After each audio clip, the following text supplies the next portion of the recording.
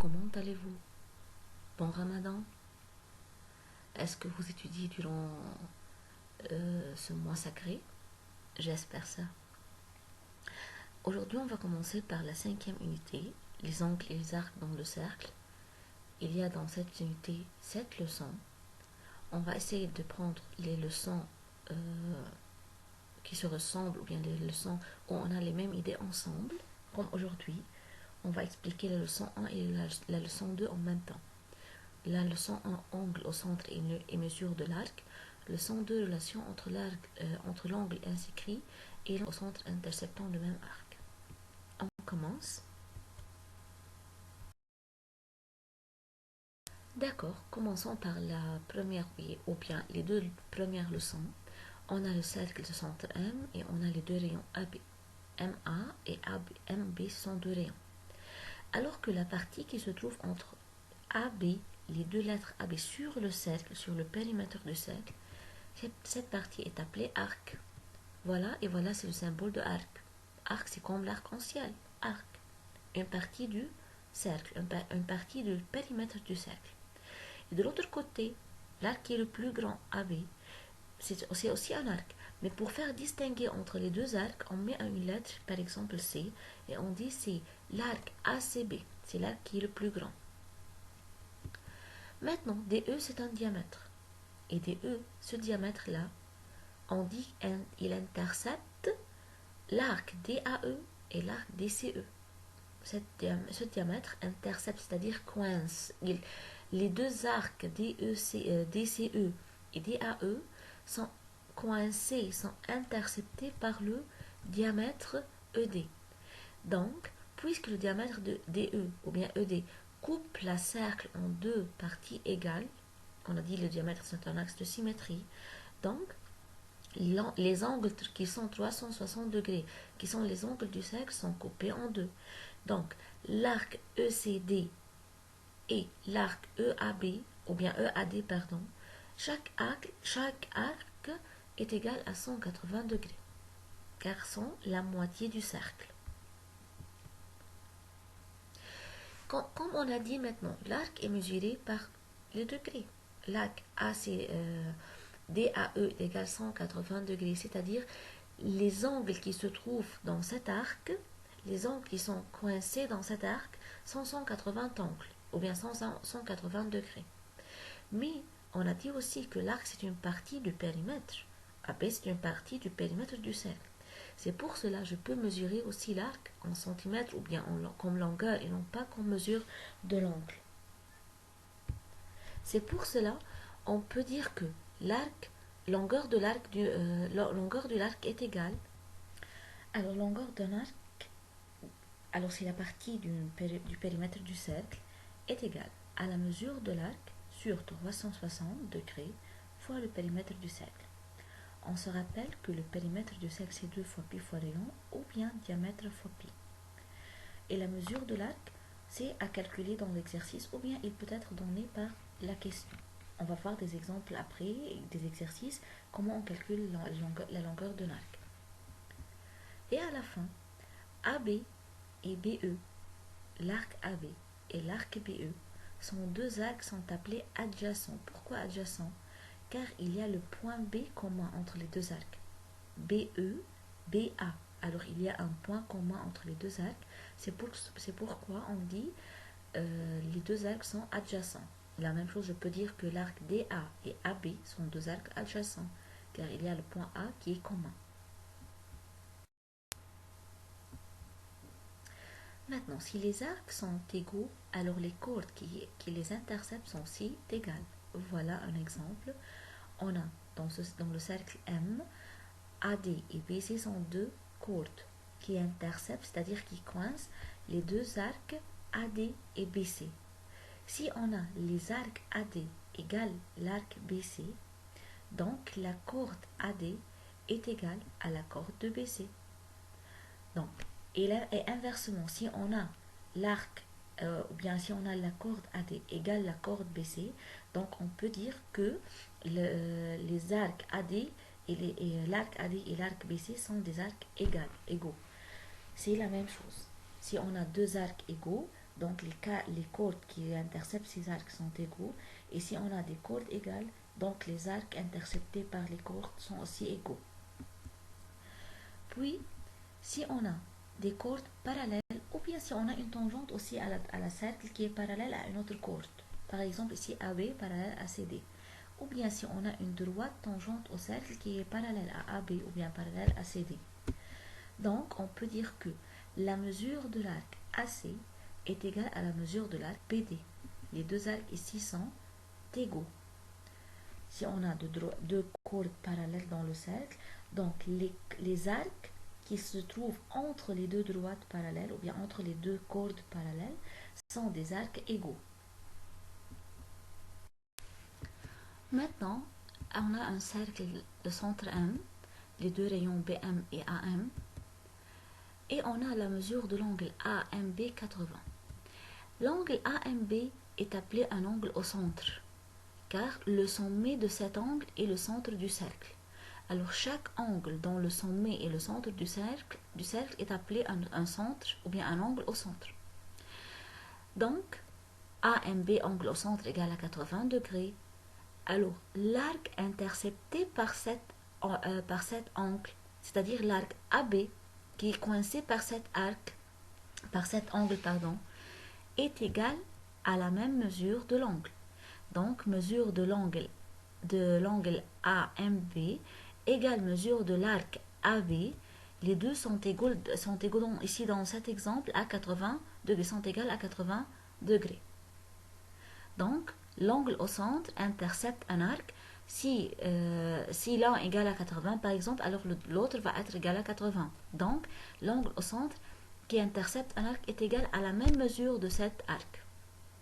Et inversement, la mesure de l'arc est égale à la même mesure de l'angle qui intercepte. Maintenant, on a AB et AC, deux chordes dans le cercle. L'angle BCA, c'est un angle inscrit sur le cercle. Pourquoi on dit c'est un angle inscrit? Car le sommet de l'angle, le sommet C de l'angle, c'est un point qui se trouve sur le cercle. Alors l'angle ACB ou bien BCA, c'est la même chose. C'est un angle inscrit. Cet angle il intercepte aussi l'arc AB. Alors on a l'arc AB qui est intercepté par l'angle AMB qui est un angle au centre. Donc l'arc AB égale la mesure de l'angle au centre égale à 80. Et aussi angle AB est intercepté en même temps par l'angle ACB qui est un angle inscrit. Donc, l'angle ACB va être égal à la moitié de l'angle au centre ou bien à la moitié de l'arc AB. Donc, l'angle inscrit est égal à la moitié de l'arc qui intercepte. Alors, c'est dans cet exemple égal à 40 degrés. L'angle au centre égale l'arc, l'angle inscrit égale la moitié de l'arc qui intercepte. Maintenant, on a le cercle de centre M. On a AB est un diamètre et ACB c'est un angle. Cet angle, l'angle C ou bien ACB, c'est un angle inscrit car le point C, le sommet de l'arc, se trouve sur le cercle. Alors c'est un angle inscrit au cercle. Mais l'angle ACB, il est inscrit et il intercepte l'arc AB. Alors il intercepte la moitié du cercle. Il intercepte l'arc AB qui exprime ou bien qui présente la moitié du cercle. Alors la mesure de l'arc AB égale 180. Donc l'angle C, qui est un angle inscrit, va être égal à la moitié de la mesure de AB. Donc angle C égale 90. C'est un angle inscrit qui intercepte une moitié du cercle, un demi-cercle. Donc l'angle C égale 90 degrés. D'ici, on peut donner une remarque ou bien une note générale. Si on a un triangle dans un cercle, un triangle inscrit dans un cercle, et l'un de ses côtés est le diamètre du cercle, donc ce triangle va être un triangle rectangle. Toujours. si on a un triangle dans un cercle, un triangle inscrit dans un cercle, et l'un de ses côtés est le diamètre du cercle, donc ce triangle est un triangle rectangle.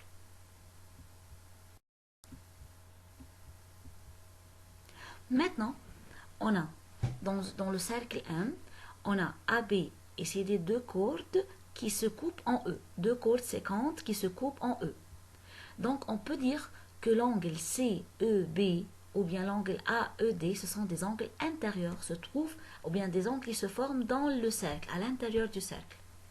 La même chose pour l'angle BED et l'angle CEA, c'est la même chose, c'est le même principe.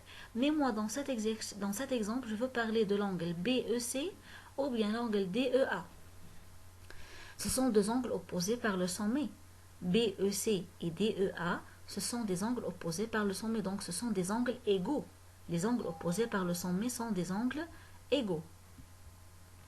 Alors, l'angle AED est un angle inscrit, ou bien un angle intérieur qui intercepte quel arc? Il intercepte l'arc AD et il intercepte aussi arc BC, car AED égale BEC. Donc, on a deux angles égaux opposés par le sommet. Les deux angles interceptent l'arc BC et interceptent l'arc AD de l'autre côté. L'angle E, dans les deux côtés, BEC et DEA, c'est un angle intérieur qui intercepte d'un côté intercepte l'arc BC et de l'autre côté intercepte l'arc AD. C'est pour cela, pour calculer l'angle intérieur, on dit c'est égal à mesure de l'angle BEC ou bien mesure de l'angle DEA est égal à 1 sur 2 fois mesure de l'arc AD plus mesure de l'arc BC. Donc, mesure de l'angle intérieur égale la moitié de la somme de l'arc AD et la somme et plus l'arc BC, c'est-à-dire les deux arcs qui sont interceptés par cet angle. Maintenant, si on a un angle à l'extérieur, comme l'angle F, CFB, c'est un angle à l'extérieur. CFB, un angle, le sommet se trouve à l'extérieur du cercle. Donc, il est appelé angle extérieur. Et dans ce cas, si je veux voir quels sont les arcs interceptés par l'angle F, je trouve que l'angle F intercepte l'arc BC et il intercepte aussi arc KO. Alors, l'angle F qui est à l'extérieur intercepte deux arcs BC et KO. C'est pour cela, pour calculer l'angle à l'extérieur, la formule dit l'angle à l'extérieur égale la moitié 1 sur 2 de l'arc qui est le plus grand, BC, moins la mesure de l'arc qui est le plus petit, OK. Donc, mesure de l'arc mesure de l'angle BFC, qui est un angle à l'extérieur, égale 1 sur 2 fois mesure de l'arc qui est plus grand, BC, moins mesure de l'arc qui est plus petit, OK. BC et OK, ce sont les deux arcs interceptés par l'angle F qui est à l'extérieur. Donc, on peut déduire la règle générale. L'angle intérieur égale la moitié de la somme de deux arcs qui sont interceptés par l'angle. Et l'angle extérieur est égal à la moitié de la différence de deux arcs qui sont interceptés par l'angle.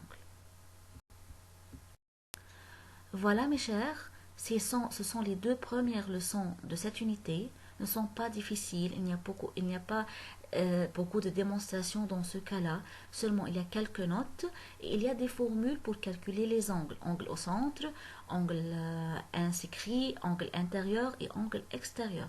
On doit bien étudier ces formules et ces théorèmes pour être capable de travailler ou bien de calculer les angles dans un cercle.